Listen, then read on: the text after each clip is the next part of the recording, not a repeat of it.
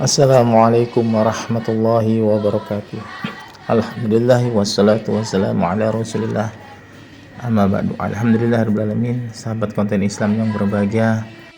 Berita yang sangat heboh, Iran menggempur Israel. Dan tiba-tiba sekutu dari Israel, Amerika Serikat, mengebom fasilitas nuklir kepemilikan Iran. Apakah ini akan terjadi perang besar? Akankah ini yang dikatakan Armageddon, perang akhir zaman?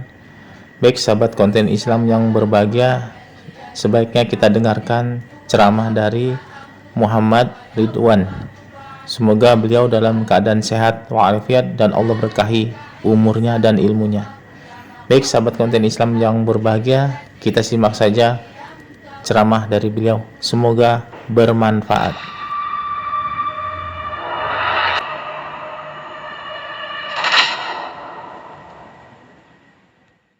Kata Nabi dalam hadisnya, fitnah yang akan muncul di tengah umat manusia di akhir zaman adalah yang lain, fitnahnya Khawarij. Oh, kata para ulama, itu sudah sejalan pada masa Ali bin Abi Thalib. Sekarang tidak ada lagi Khawarij. Kita lihat hadis yang lain daripada baginda Nabi Muhammad SAW. Kata Nabi dalam hadis yang lain, salah 7 di antara 7 pengikut Dajjal di akhir zaman. Yang kelima itu Khawarij. Pertanyaannya, Dajjal muncul pada masa Ali atau yang akan datang? Yang akan datang. Kalau yang akan datang Dajjal muncul, berarti akan muncul Khawarij yang lain. Pertanyaannya, yang mana Khawarij itu? Nah, ini kalau dibahas lagi mesti banyak yang sakit hati kan? Ini persoalan, Pak. Yang mana yang Khawarij itu? Karakter Khawarij itu disampaikan oleh para ulama dalam hadis dia banyak sekali. Satu di antaranya yang suka mengkafirkan orang. Sudah Bapak temukan belum? Berarti kalau ada yang mengkafirkan orang, Khawarij. Siapapun itu. Berarti kalau orang kafir bagaimana? Itu udah kafir bawaan. Orang kafir sudah kafir. Ya kalau kita tidak kafirkan, kita justru menjadi masalah. Jangan menjadi masalah, oh ini bukan kafir Pak, itu non-muslim. Oh gitu ya, non-muslim tapi bukan. Nah, Bapak Ibu boleh lihat videonya Musda Mulia, Profesor Dr. Musda Mulia. Apa dia kata? Siapa yang disebut dengan kafir itu? Orang-orang yang lain itu bukan kafir, kata dia. Orang-orang yang beragama Kristen, Buddha, Hindu itu bukan kafir, kata dia. Kenapa disebut bukan kafir? Ini ketika itu beliau sedang mencoba mengkaji nikah beda agama. Kata dia, Islam tidak ada melarang orang-orang Islam itu, atau Al-Quran tidak ada melarang orang-orang Islam itu menikah dengan non-muslim. Yang dilarang itu dengan kafir yang seperti apa? Nah, ini bahasa dia. Dan ahlul kitab yang dibenarkan. Sekarang ahlul kitab itu menurut dia masih ada. Nah, ini poin penting. Sehingga kata dia, siapa kafir itu? Kafir pada masanya kan kafir Quraisy. Berarti Indonesia ini kan bukan orang Quraisy. Nah, ini kalau Bapak Ibu ikuti, bisa stres kita. Itu yang kedua, Khawarij. Maka orang yang suka mengkafirkan, karakter Khawarij. Karakter yang kedua, orang yang tidak mengerti isi Al-Quran tapi hafal Al-Quran. Saya sudah sampaikan di sini dulu. Bapak Ibu boleh cek semua para pembunuh pada masa Khalifah atau Khulafaur Rasyidin. Umar bin Khattab, Utsman bin Affan, Ali bin Abi Thalib, Al-Hasan wal Husain, semua penghafal Quran. Siapa tidak?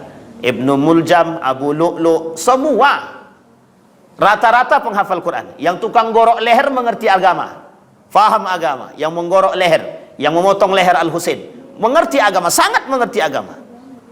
Yang membunuh para ulama-ulama pada masanya, orang-orang yang juga mengerti agama. Yang berkhianat juga orang-orang yang mengerti agama. Ini pada masanya, Pak. Jadi bukan kita ingin mengulang sejarah, tapi wajib kita pahami.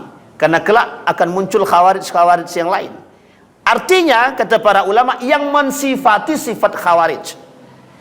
Pada masa ini, kaum-kaum Khawarij Andalusia ketika itu Mereka mencoba merubah pola fikir yang terjadi. Dan ini ada kaitannya dengan keadaan kita saat ini. Yang dulu Andalusia masih berpegang teguh pada paham-paham yang baik, muncul paham-paham ahlul bid'ah wasyahwat. Ibnul Qayyim al-Jauziyah mengatakan, fitnah terbesar umat muslim itu cuma dua. Satu syahwat, yang kedua syubhat. Masa Andalusia ini adalah gerbang pertama munculnya ahlul bidah. Andalusia itu termasuk gerbang pertama munculnya ahlul bid'ah wasyubhat. Muncul kemudian kaum-kaum khawarij, muncul juga ketika itu ahlul bid'ati wasyubhat. Pelaku syubhat muncul, pelaku bid'ah muncul, pelaku khawarij muncul. Coba bayangkan, itu pada masanya. Sehingga ketika itu pemerintah kerajaan menghabiskan tenaga untuk membumi hanguskan kaum-kaum khawarij. Jadi Bapak Ibu, saya tidak ingin memprovokasi, tapi cuma ingin mengatakan kepada kita bahwa fitnah khawarij ini cukup sangat berbahaya bagi kita. Orang yang mengerti agama tidak akan mudah dan beriman mengkafirkan orang lain, apalagi meremehkan sesama muslim. Itu tidak mungkin. Baik Bapak Ibu, yang ketiga, pemberontakan yang terjadi berulang kali. Pemberontakan pada masa dinasti kerajaan Andalusia itu terjadi berulang kali. Apa sebab pemberontakan? Satu, mereka menganggap pemerintah tidak lagi sejalan dengan aturan-aturan agama. Yang kedua, tumbuh berkembangnya nepotisme para ahli-ahli korupsi. Nah, ini saya tidak merujuk kepada Indonesia ya, tapi boleh kita tengok. Sebab kehancuran satu negeri itu, kalau sudah masuk sarang-sarang koruptor itu, para ahli koruptor itu sudah tak terbendung lagi, itu mungkin bagian daripada kehancuran. Na'udzubillahi, tsumma na'udzubillah. Tengok di kantor lurah ada juga yang korupsi, kantor camat ada korupsi, kantor gubernur korupsi, bupati korupsi, sampai menteri korupsi, sampai ke atas. Itu kalau ada, mudah-mudahan tak ada. Tapi kan Bapak Ibu mesti mengerti. Baik. Kemudian ini posisi pemberontakan yang terjadi. Pada masa selanjutnya yang keempat, bibit daripada Andalusia, bukan bibit sebenarnya, sisa-sisa dari kelompok Abbasiyah pada masanya, yang ketika itu Abbasiyah ini sudah hancur. Abbasiyah ini sudah kalah, dikalahkan oleh diri dia sendiri, sebab muncul kerajaan-kerajaan kecil yang tak percaya kepada Abbasiyah. Jadi runtuhnya Abbasiyah itu disebabkan karena kerajaan-kerajaan Islam kecil, baik di Turki, di Persia, di beberapa daerah, itu muncul berkembang sendiri karena tak percaya lagi dengan Abbasiyah. Bapak Ibu tahu alasan ketidakpercayaannya apa? Alasan ketidakpercayaan yang paling besar satu saja. Kapan kami orang pinggiran bisa menjadi raja? Masih ingat kalimat ini ya? Kapan kami orang pinggiran menjadi sama dengan apa yang terjadi di Andalusia? Karena sistem dia kerajaan. Sistem kerajaan tuh siapa yang berkuasa, dia akan terus-menerus turun-menurun kan? Cicit-cicit dia. Maka sudah dijanjikan itu. Kalau pertama bapak dia, besok anak dia, cucu dia, cicit dia yang akan menjadi turun-temurun itu. Tapi ingat, sistem ini maka akan hancur pada masanya. Siapa pelaku pertama sistem dinasti ini? Pelaku pertama Muawiyah ibn Abi Sufyan yang melakukan sistem ini pertama sekali. Muawiyah, Umayyah, dinasti Abbasiyah masuk ke Andalusia. Apa kata Abbasiyah? Orang sudah tak percaya, hancur Abbasiyah. Karena kami menganggap kami orang kecil, pinggiran kerajaan-kerajaan kecil itu akan mampu berjaya. Tak akan mampu. Sehingga mereka memberontak kepada Abbasiyah. Akhirnya tergulingkanlah Abbasiyah ketika itu. Abbasiyah tergulingkan. Sisa-sisa daripada Abbasiyah ini mulai masuk atau mengakui keberadaan Andalusia, dan mereka mulai menggerogoti Andalusia, kemudian memberontak kepada Andalusia. Dan ini Islam dengan Islam. Jadi pecah belah Islam itu, benih perpecahan itu sudah mulai dari dahulu. Hanya saja sekarang semakin besar. Dulu sudah terjadi, tapi sekarang semakin besar. Kemudian baru internal, baru kemudian eksternal. Datang serangan oleh kerajaan-kerajaan Eropa pada masa dia. Kalau kita merujuk, ada dulu kerajaan yang paling berat yang dihadapi umat muslim. Pada masanya, Bizantium, Romawi. Kalau bahasa kita sekarang, ada dua lagi yang disebutkan yang paling berbahaya pada masa dahulu. Persia, Babilonia. Nah, ini kalau kita rujuk kepada Eropa, masa-masanya Eropa, Romawi pada masanya, Bizantium itu, kemudian pada masa Romawi itu kita habis itu Pak. Kerajaan-kerajaan Romawi lebih tepatnya adalah perang antar agama ketika masanya. Antara yang disebut dengan perang salib ya, antara umat muslim dengan Kristiani pada masa itu. Ketika masa Persia dan Babilonia juga sama. Itu dulu ada yang disebut dengan Iran dan Irak sekarang. Jadi seorang Bapak Ibu kalau melihat hari ini, beberapa hari ini, ulamanya Iran. Apa kata ulama Iran berbicara begini? Apa kata dia? Matilah kalian Islam. Ya. Karena mereka melawan, kami harus gempur mereka sampai habis. Apa kata ulama Iran itu? Kita akan kembali kuat seperti pada masanya dalam perang yang pernah kita tempuh, kata dia. Disebut di situ perang pada masa kekuasaan Iran itu perang ketika Iran dengan Irak, Babilonia dengan Persia. Itu Bapak Ibu boleh cek di Google itu. Babilonia berhadapan dengan Persia. Itu Persia berjaya. Persia itu Iran sekarang. Babilonia itu Irak sekarang. Apa kata dia? Kami pernah menghancurkan Irak. Ketika itu Iran kerjasamanya dengan siapa? Yahudi. Kalau sekarang dia berkelahi Ustaz dengan Israel, kata dia. Itu jangan percaya betul-betul. Memang dia serang menyerang. Iran itu punya satu tujuan. Imam Mahdi itu dalam pahamnya Iran itu akan muncul dari paham mereka dan dari golongan mereka dan dari tempat mereka.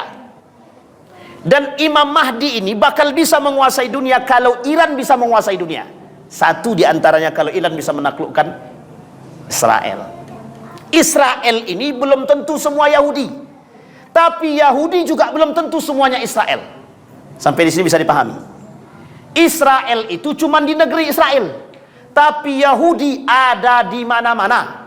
Di Iran ada Yahudi, di Belanda ada Yahudi, di Eropa. Di Eropa itu hampir setengah penduduk Eropa itu Yahudi. Di Indonesia mungkin bibit-bibit Yahudi ada. Tapi kita nggak tahu itu kita nggak tahu siapa mereka bibit-bibit. Tapi mungkin yang bekerja sama dengan Yahudi banyak. Keterlaluan. Baik. Pada masanya kita diserang itu kerajaan Eropa. Eropa menghancurkan Andalusia. Dan ini Bapak Ibu sejarah terpahit yang dialami oleh umat muslim dalam masa perkembangannya. Islam pada masa Daulah Abbasiyah itu masa kejayaan yang sangat cemerlang. Tidak bisa dipungkiri. Para ilmuwan muslim lahir pada masa itu. Sebutlah nama-nama terkenal daripada ilmuwan itu, semuanya lahir pada masa itu. Begitu juga Andalusia. Salah satu di antara ilmuwan muslim yang ada pada masanya ada yang disebut dengan Ibnu Rusdi. Pernah dengar nama ini Pak? Ibnu Rusdi orang pertama yang berhasil meyakinkan pemerintah ketika itu dalam menerjemahkan tulisan Plato dan Aristoteles. Maka diangkatlah menjadi penasehat kerajaan pada masanya. Sampai kemudian Ibnu Rusdi ini dikhianati oleh murid dia sendiri, kemudian dianggap sebagai orang penjilat kerajaan, dan dibuatlah isu akan perbuatan yang menyeleweng dan menyimpang dari Ibnu Rusdi, sampai Ibnu Rusdi kemudian dipenjara dan diasingkan, meninggal di tempat kelahiran. Coba bayangkan.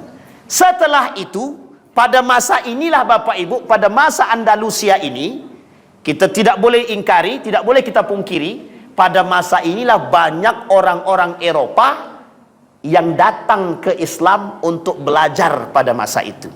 Dia dimulai pada masa akhir daripada dinasti Umayyah, kemudian masuk ke Andalusia. Di sini Bapak Ibu banyak sekali orang-orang belajar dari Eropa ke Islam.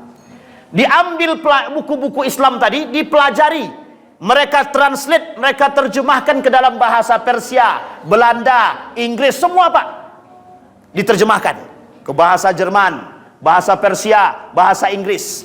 Berkuasa mereka, sehingga seorang murid daripada Ibnu Rusdi sendiri, yang kelak punya murid berkhianat kepada Ibnu Rusdi. Singkat cerita Bapak Ibu, pada masa inilah Andalusia ini, kaum-kaum Eropa yang berhasil menaklukkan Andalusia mengatakan tidak ada yang disebut dengan ilmu itu dengan nilai, sehingga mereka paham bahwa ilmu itu bebas nilai. Paham maksudnya ilmu bebas nilai? Yang penting lo cerdas, mau berakhlak tak ada masalah. Anda mau secerdas apapun silahkan, mau beragama tidak beragama tak urusan, mau berakhlak atau tak berakhlak tak urusan. Pada masa dinasti, pada masa akhir pada masa akhir kerajaan Andalusia, Eropa berkuasa, ditambah pada masa Turki Utsmani ini sangat berkuasa. Kita masa runtuh Turki Utsmani habis, tidak tersisa sedikit pun, tak ada sedikit pun sisa bagi orang-orang berislam, bagi orang-orang mukmin. Bayangkan Bapak Ibu, masa kita dalam kekosongan itu panjang sekali. Dari 1924 akhir, atau lebih tepatnya 1924 akhir atau 1925 awal, di sini masa runtuhnya Islam atau peradaban Islam secara menyeluruh. Dipeganglah ketika itu kekuasaan dunia di tangan Eropa. Sampai di sini bisa dipahami Bapak Ibu. Apa kaitannya pusat dengan tadi yang kita bacakan dalam syair tadi? Nanti kita kaitkan. Terakhir, sebelum kita sampaikan pada masanya, terjadi disintegrasi, tidak ada koneksi, terjadi kesalahpahaman, terjadi miskomunikasi antara umat muslim dengan muslim yang lain pada masa dinasti, pada masa kerajaan Andalusia.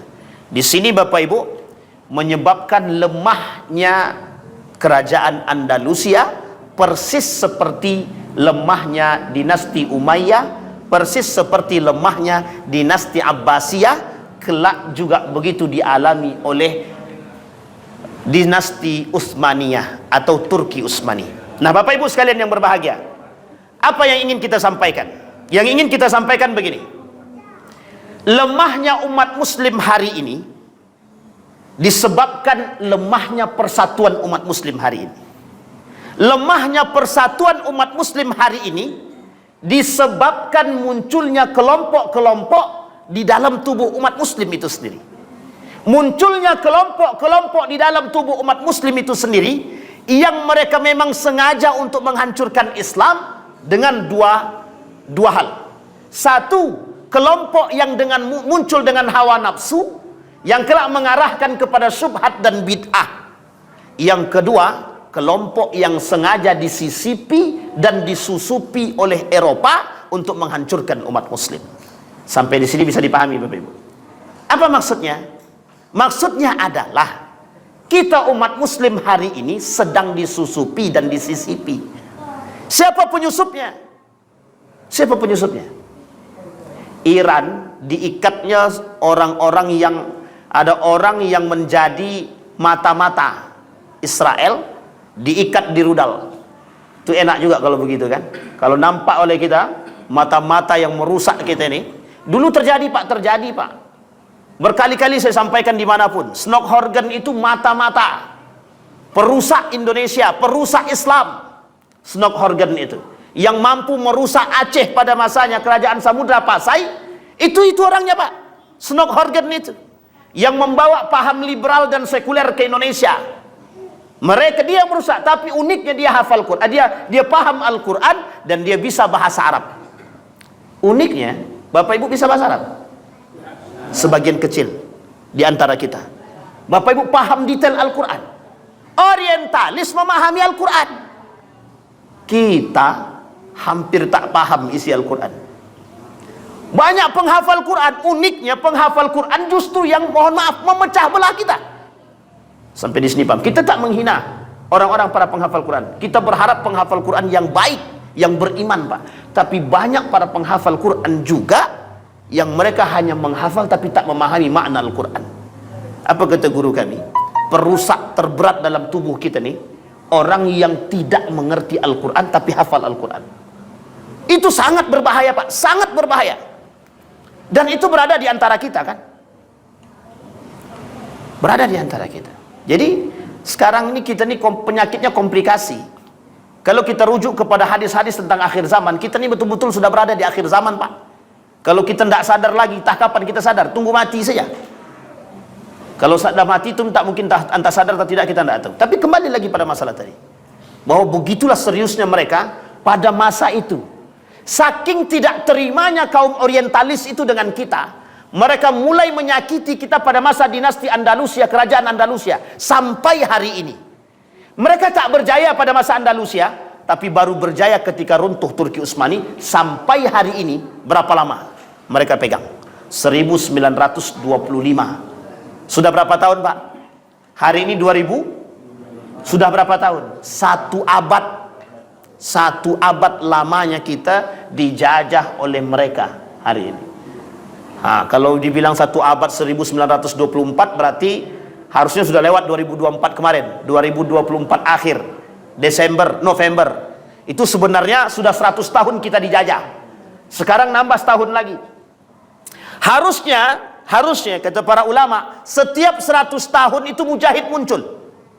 Mujahid muncul. Orang-orang yang mengerti agama dan kuat iman, serta para pejuang-pejuang Islam. Itu bisa kita lihat. Sudah mulai bermunculan.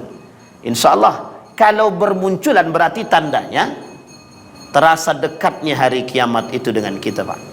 Apalagi kalau mohon maaf, kebenaran itu, jika betul Imam Mahdi akan turun dalam waktu dekat, maka Bapak Ibu bersegeralah menjaga anak-anak kita. Na'udzubillah, sudah terasa Bapak Ibu? Lihat, na'udzubillah, semoga kita tak bertemu dengan hari kiamat. Na'udzubillah, na'udzubillah. Karena seburuk-buruknya kaum yang bertemu dengan hari kiamat.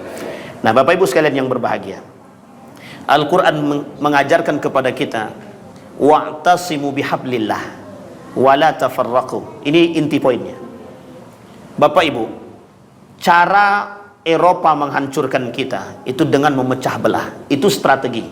Fir'aun, satu karakter Fir'aun dari 16 karakter Fir'aun itu, untuk menghancurkan dan menguasai, dia wajib memecah belah kaumnya.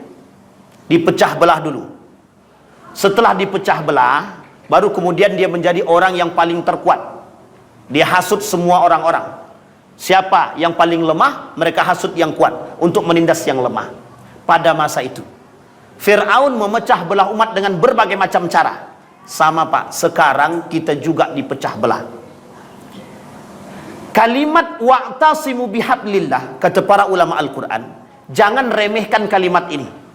Kalian jaga persatuan kalian bersama karena Allah.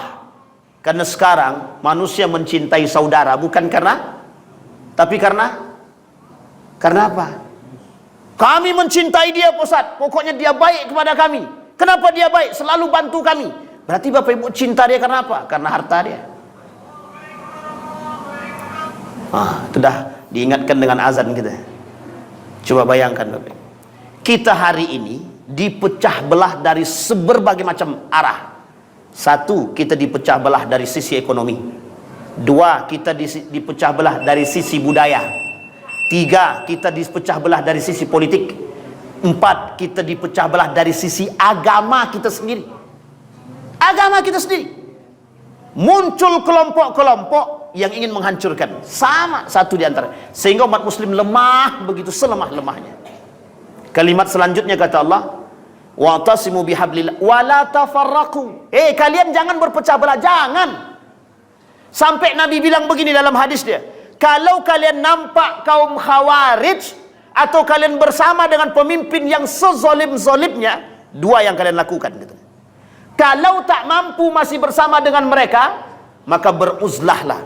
Bayangkan kita tetap disuruh dengan ketika kondisi pemimpin zalim berada di tengah kita, kalau masih kuat iman kata Nabi, tetap bersama, rangkul agar orang-orang yang baik-baik ini tak masuk dalam lingkaran syayatin-syayatin itu. Dulu Bapak Ibu, ada namanya Sulaiman Rushdie, kalau saya tak salah. Salman Rushdie, penulis buku Satanic Verse, ayat-ayat setan.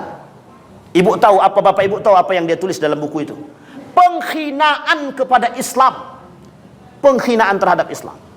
Cara mereka menghancurkan kita dengan membuat penghinaan terhadap Islam, tapi uniknya yang membela umat Islam, yang menjaga umat Islam juga.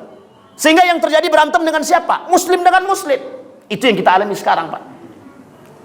Artinya, kalau kita nampak ini, kehancuran itu semakin dekat. Na'udzubillah, tsumma na'udzubillah. Kata Allah, wa'tasimu bihablillah wa la tafarraqu. Nah, kembali kepada poin tadi Bapak Ibu. Apa inti poin daripada syair yang tadi saya sampaikan sebelum kita tutup? Kata baginda Nabi Muhammad sallallahu alaihi wasallam, irhamu man fil ardi yarhamukum man fis sama. Bagaimana cara kita hari ini mengajak saudara-saudara kita ini bersatu? Saya tidak lihat sekarang ini setiap orang di antara kita saling menjustifikasi, menganggap diri kita ini paling benar. Baru-baru ini kita melihat satu kelompok menghancurkan kelompok yang lain dengan ingin mengambil alih tempat-tempat. Dan ini betul-betul menjadi musuh kita. Kita sudah dihabiskan energi dengan kaum liberal, tambah lagi kita dihabiskan energi dengan saudara kita sendiri. Jadi sekarang ini habis energi kita. Wajar Pak, ketika Amerika ingin menghancurkan kita itu tinggal naik rudal ke atas, hancurkan, habis kita nih. Misal ya. Kenapa begitu? Kita sedang habis-habisan berpikir tentang konflik agama. Bahkan kita tidak konflik agama lagi, konflik sesama kita. Itu kita sudah capek. Wahabi, NU, Muhammadiyah, Persis, dan lain sebagainya. Kita berperang dengan saudara kita, dibuatnya betul kita berperang. Mereka dengan gagah mengambil hartanya, diambil kekuasaannya, pokoknya semuanya. Kita sedang berpikir tentang itu.